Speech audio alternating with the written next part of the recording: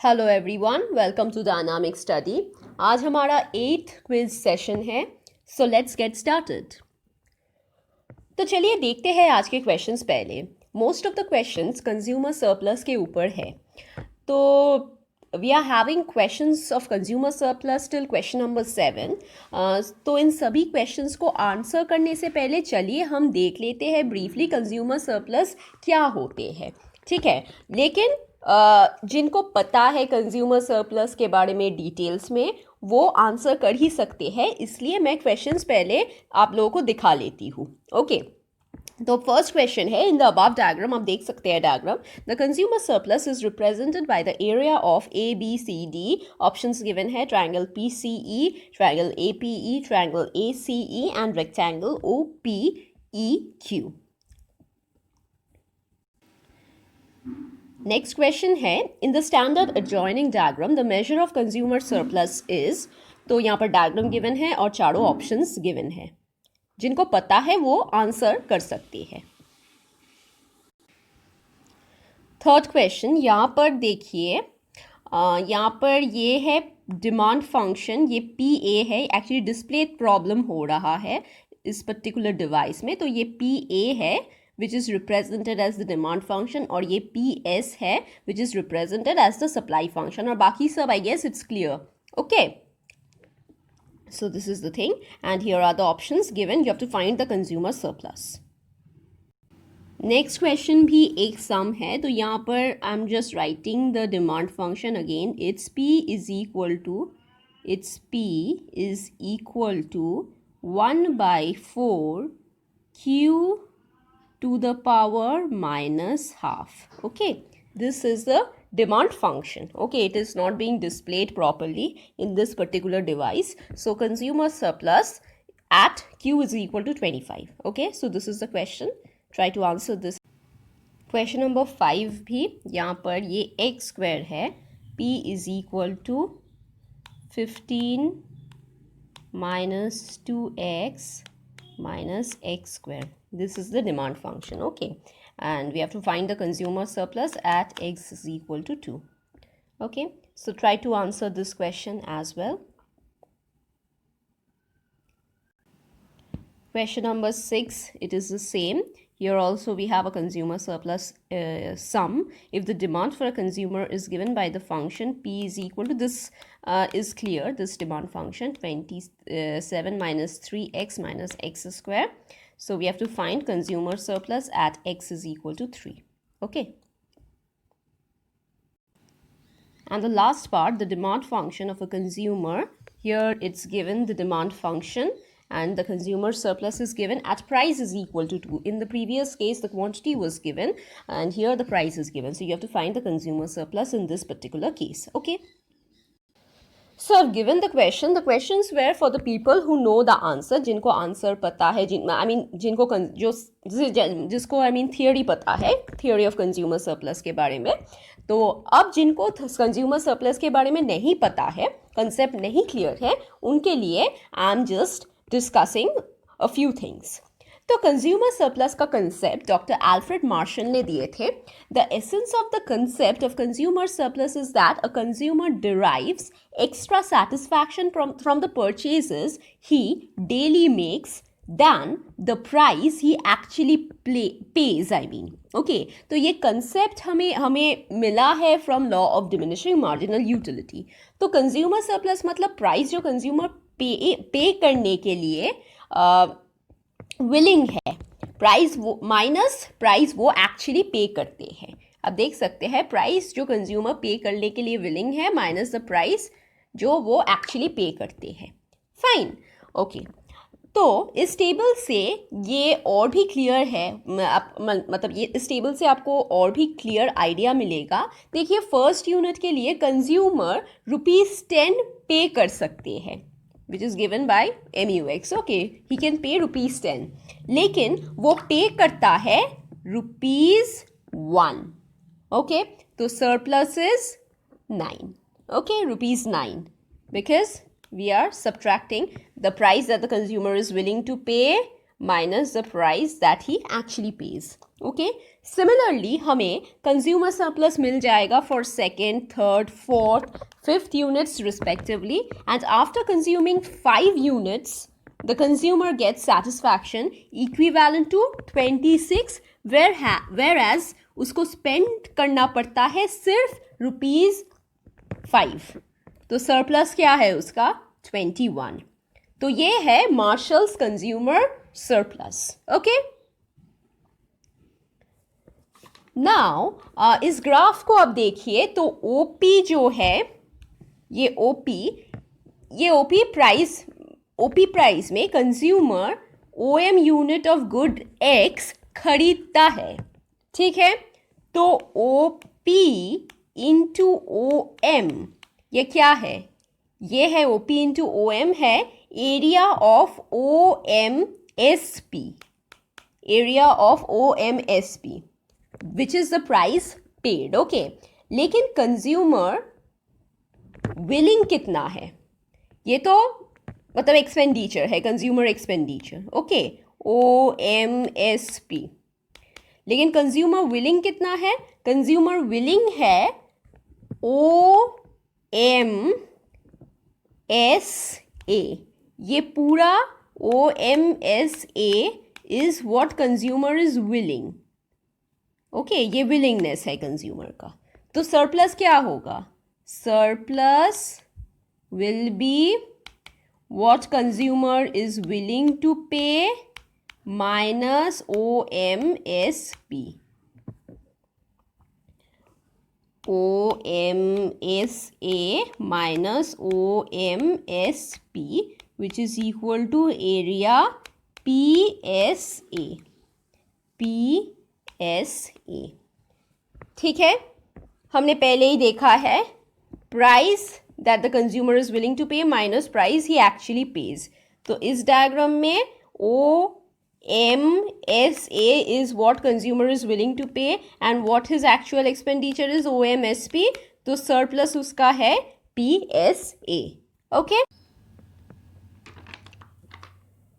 तो अब हम डिस्कस करेंगे measurement of consumer surplus through indifference curve. Okay, तो इसका दोनों अजम्पशंस है. फर्स्ट पॉइंट में ये यहाँ पर ये दोनों अजम्पशंस है बेसिकली. तो यहाँ पर फर्स्ट पॉइंट में ये तो क्लियर है क्योंकि हम इंडिफरेंस कर्व अप्रोच ले रहे हैं तो कार्डिनल नहीं होगा and consumer surplus can not be measured as the difference between what consumer is willing to spend and what he actually spend. यहाँ पर कंज्यूमर सरप्लस मेजर्ड होते हैं with the help of indifference curve and budget line. और इस graph में आप देख सकते हैं कि consumer's income is OA which he spends on good X. Indifference curve that is IC and IC1 जो है आर द इंडिफरेंस कर्व और बजट लाइन है AB. फाइन, तो IC1 टच करता है budget line at the point F और corresponding to this point consumer consumes OQ units and money income is OG. Fine, so at the prevailing market price the consumer forgoes AG income वो forgo करते हैं to buy OQ units. The consumer is willing to pay AH, तो उसका surplus है AH जो कि उसका willingness है minus AG which is equal to GH या FE. ठीक है, तो ये है measurement of consumer surplus through indifference curve.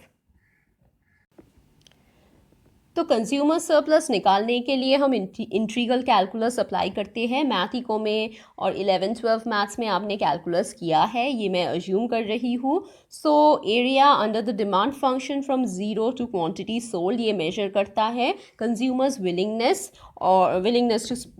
To pay. और एरिया इन द रेक्टेंगल वो कंज्यूमर एक्सपेंडिचर रिप्रेजेंट करता है. हम यहाँ पर कंज्यूमर सरप्लस मेजर करते हैं, हम इंटीग्रेशन लेते हैं इस फंक्शन का DQ माइनस कंज्यूमर एक्सपेंडिचर. ये हम और समझेंगे जब हम सम्स करेंगे. 7 सम्स हमारा है कंज्यूमर सरप्लस के ऊपर. तो चलिए अब हम उनको सॉल्व करेंगे. So let us have a look at the first question. यहाँ पर डायग्राम गिवन है. तो देखिए यहाँ पर कंज्यूमर विलिंगनेस क्या है, कंज्यूमर विलिंगनेस है ओ ए ई क्यू, ये कंज्यूमर का विलिंगनेस है। और वो पे कितना करता है, वो पे करता है ओ, ये rectangle that is O P, मतलब कंज्यूमर एक्सपेंडिचर है ओ पी ई क्यू। तो सरप्लस कितना होगा, triangle A P E, so this is option B. Okay, next है, यहाँ पर डायग्राम गिवन है, तो मैंने एक्सप्लेन यहाँ पर ये एक्सप्लेनेशन मैंने इस वीडियो में अभी अभी दिया है, तो ये आंसर आप कर पाओगे आई एम होपिंग। अगर नहीं समझ में अगर समझ में आया तो refer to the explanation. Okay, तो इसका आंसर होगा option D, that is A B. तो ये है पहला क्वेश्चन। तो पहला क्वेश्चन आप देख सकते हैं, at equilibrium P A is equal to P S, और इससे हमें x इज इक्वल टू 5 मिलता है। ओके, सो हम इसको इंटीग्रेट करते हैं for to find out the consumer's willingness to pay, ये demand function minus consumer's expenditure, तो ये हम ऐसे कैलकुलेट करते हैं integration. So it's 30x minus 5x² by 2, और ये 25 आता है, तो ये सॉल्व करके हमें 62.5 मिलता है। सो दिस इज द आंसर, अब खुद ट्राई कीजिए। ओके, ये है नेक्स्ट क्वेश्चन, सिमिलर टाइप का है, डिमांड फंक्शन गिवन है, क्यू गिवन है, तो आप ऐसे सॉल्व कर सकेंगे, इंटीग्रेट करेंगे इसको माइनस कंज्यूमर्स एक्सपेंडिचर। ओके, तो मैं सेपरेटली सॉल्व करके नहीं दिखा रही हूँ, आप जानते हैं इंटीग्रेशन क्या है। अगर आपको नहीं पता है, अगर आप भूल गए हो, तो आप 11-12 का टेक्स्ट बुक रेफ़र कर सकते हैं। तो ये इंटीग्रेट करके ऐसा कुछ आएगा। Okay, 1/4 q to the power half into 2, तो इसको q to the power half, q given है 25, तो मतलब रूट ओवर q मतलब 5 होगा। 1/4 5 इंटू 2 इज इक्वल टू 2.5, और ये कंज्यूमर एक्सपेंडिचर कैलकुलेट करके हमें 1.25 मिलेगा, तो इन दोनों को सब्ट्रैक्ट करके हमें 1.25 आंसर मिलेगा, आंसर बी। ओके, ये क्वेश्चन भी सिमिलर प्रोसेस के होंगे, तो I am not solving this separately, आप खुद ट्राई कीजिए, आपको आंसर बी मिलेगा। ठीक है, this is also the same, ये प्रीवियस ईयर का क्वेश्चन है, ये सभी प्रीवियस ईयर का क्वेश्चन है, ये भी सेम प्रोसीडियर का होगा। तो आप खुद सॉल्व कीजिए, आपको आंसर सी मिलेगा। और ये क्वेश्चन यहाँ पर P के टर्म से गिवन है, तो यहाँ पर अब डिमांड फंक्शन ऐसे पुट कीजिए, प्राइस प्लेस करके आपको D मिलेगा, मतलब क्वांटिटी 6 मिलेगा, तो कंज्यूमर एक्सपेंडिचर 12 होगा, और प्राइस के टर्म से आप एक्सप्लेन कीजिए डिमांड फंक्शन, तो ये ऐसे दिखेगा, राइट। और इसके बाद तो आप सॉल्व खुद ही कर सकते हो, प्रीवियस फॉर्मेट में हम ले आए हैं, तो इसका आंसर ऑप्शन सी होगा। ठीक है, तो चलिए नेक्स्ट क्वेश्चन देख लेते हैं। Who distinguish between value in use and value in exchange and gave the famous example of water and diamond.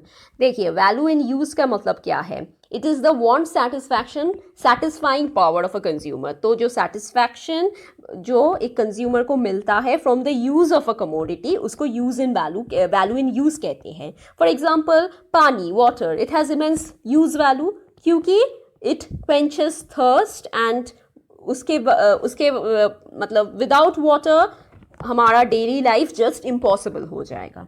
ठीक है, ये है वैल्यू इन यूज। और वैल्यू इन एक्सचेंज का मतलब है it is the amount of goods and services which we may obtain in the market in exchange of something else. हमें exchange करके हमें मिलेगा एक पर्टिकुलर थिंग, तो वो है वैल्यू इन एक्सचेंज। तो अगर 1 kg ऑफ राइस आप एक्सचेंज करोगे, वो एक्सचेंज आप कर सकते हो विथ 1 dozen ऑफ बनाना। ठीक है, तो then we must say that value of 1 kg of rice is equal to 1 dozen of banana. ठीक है, तो this was given by option A, Adam Smith. Next question, in the context of a straight line demand curve touching both axes, which one of the following is correct? The demand is elastic. तो हमने straight line demand curve के context हमने पढ़ा है जो both axis को touch करता है, तो इसका आंसर होगा ऑप्शन बी। आप रेफर कर सकते हैं मेरे प्रीवियस वीडियोस को, ठीक है। और क्वेश्चन नंबर 10 है which of the following is an inferior good. देखिए इन सभी के जो ऑप्शंस है, इन सब ऑप्शंस में से क्या है कि देखिए electricity, cooking gas, chemical fertilisers, ये सब इम्पॉर्टेंट है, लेकिन देखिए केरोसिन यूजुअली एक इंफीरियर गुड कहलाया जाता है कि क्योंकि मतलब लोगों को जिसका लो इनकम होता है, लो लेवल ऑफ इनकम, वो केरोसिन यूज़ करते हैं कुकिंग के लिए। Okay, it is inferior to LPG. Okay, so that's why here the answer will be A. So thank you everyone. Keep watching, keep learning. अगर आपको पसंद है तो लाइक कीजिए, शेयर कीजिए वीडियो और सब्सक्राइब कीजिए dynamic study. Okay, stay safe. Bye bye.